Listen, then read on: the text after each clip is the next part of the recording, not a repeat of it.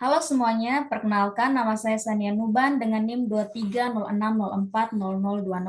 Jadi pada kali ini kita akan masuk pada sesi tanya jawab berdasarkan video presentasi proposal penelitian saya sebelumnya yang berjudul Penerapan Machine Learning Berbasis Statistik dalam Memprediksi Penyebaran Tuberkulosis di Indonesia berdasarkan data epidemiologi. Nah, pada sesi tanya jawab ini ada 3 orang penyanggah yang akan bertanya kepada para penyanggah. Saya persilahkan untuk memperkenalkan diri. Baik, perkenalkan nama saya Mariang Seran sebagai penyangga pertama. Baik, saya Reni Blismo Irma sebagai penyangga kedua. Perkenalkan, saya Rizky Kalia Putri sebagai penyangga ketiga. Baik, kepada penyangga 1, saya persilahkan untuk bertanya. Baik, terima kasih atas kesempatan yang diberikan. Saya akan bertanya kepada Sania Nuban, dalam konteks epidemiologi prediktif, bagaimana validitas eksternal dan interpretabilitas model machine learning dapat dijaga tanpa mengorbankan akurasi prediksi, terutama ketika diterapkan dalam sistem surveillance kesehatan nasional. Terima kasih. Baik, terima kasih atas pertanyaan yang sudah diajukan. Jadi pertanyaan ini merujuk pada bab 3 yaitu teknik analisis data. Yang pertama adalah tentang validitas eksternal.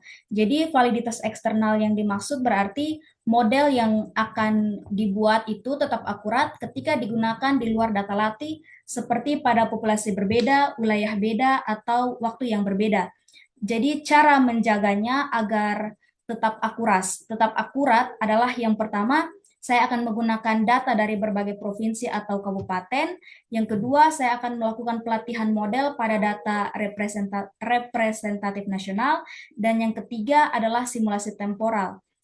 Poin yang kedua adalah tentang interpretabilitas. Nah, model interpretabilitas ini penting agar hasil bisa digunakan dalam pengambilan keputusan dan bisa diterima oleh tenaga kesehatan. Jadi cara menjaga interpretabilitas agar tetap akurat adalah saya akan menggunakan model regresi logistik atau decision tree untuk menjelaskan hasil yang akan ditampilkan.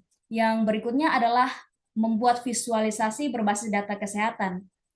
Nah, cara menjaga kedua faktor tersebut untuk tetap akurat tanpa mengorbankan adalah saya akan menggunakan penggabungan metode, yaitu metode regresi logistik dan metode random forest dalam melakukan pendekatan untuk teknik analisis data. Yang berikut saya akan memberikan probabilitas, bukan hanya label saja, yaitu dalam penyebaran penyakitnya apakah probabilitasnya sebesar 72% 72%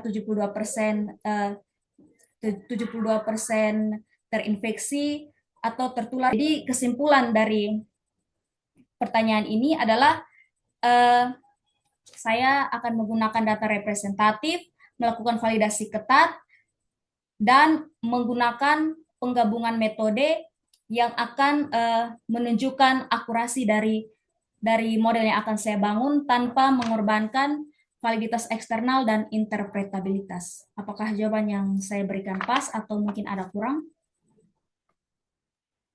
Pas, Sania. Baik, terima kasih. Untuk penyangga 2, saya berikan kesempatan. Baik, terima kasih atas kesempatannya. Jadi di sini saya akan bertanya kepada Saudara Sania, dalam kasus penyakit menular seperti TBC yang dipengaruhi banyak faktor sosial, apakah pendekatan statistik dan machine learning cukup untuk menjawab akar masalah atau hanya memotret gejala saja? Nah, bagaimana Saudara Sania menjawab kritikan bahwa pendekatan ini terlalu teknokratis? Sekian. Baik, terima kasih atas pertanyaan dan kritik yang sudah diberikan. Jadi saya mengambil arti teknokratis di sini, yaitu pendekatan yang terlalu mengandalkan teknologi, data, dan metode statistik atau machine learning secara mekanis, tanpa memperhatikan konteks sosial budaya dan faktor manusia yang kompleks di balik masalah yang saya ambil. Nah, kritik bahwa pendekatan statistik dan machine learning terlalu teknokratis dalam konteks penyakit sosial seperti TBC yang saya ambil ini sangat valid. Namun saya berpendapat bahwa pendekatan ini bukan solusi tunggal, melainkan alat bantu yang sangat kuat untuk mendukung pengambilan keputusan berbasis data. Nah, mesin learning dan statistik memang berperan dalam memotret pola, mengidentifikasi korelasi, dan memprediksi risiko. Tetapi saya sepenuhnya menyadari bahwa mereka tidak menjawab akar struktural dari penyebab TBC seperti kemiskinan, akses layanan kesehatan yang timpang tindih, kepadatan pemukiman, serta stigma sosial. Nah, justru dengan menggunakan mesin learning, kita bisa mengkuantifikasi masalah sosial tersebut secara sistematis. Contohnya, model prediksi yang akan saya gunakan dapat menunjukkan bahwa risiko TBC tertinggi terjadi pada wilayah dengan sanitasi buruk dan kepadatan penduduk tinggi. Nah, di sisi inilah teknologi berperan sebagai cermin, bukan penyembuh. Maka dari itu, saya tidak memposisikan metode ini sebagai akhir, tetapi sebagai batu loncatan untuk intervensi berbasis data yang akan digunakan dalam metode machine learning. Nah, model ini dapat mempercepat proses identifikasi wilayah prioritas agar alokasi vaksin atau screening massal dapat dilakukan dengan target yang tepat. Nah, dengan kata lain, pendekatan yang saya lakukan ini bukan hanya teknokratisme sempit, melainkan bagian dari kolaborasi yang menghargai data, konteks, dan nilai-nilai kemanusiaan secara bersamaan. Sekian jawaban dari saya. Apakah pas, saudara, atau masih kurang? Pas. Baik, terima kasih kepada penyanggah kedua.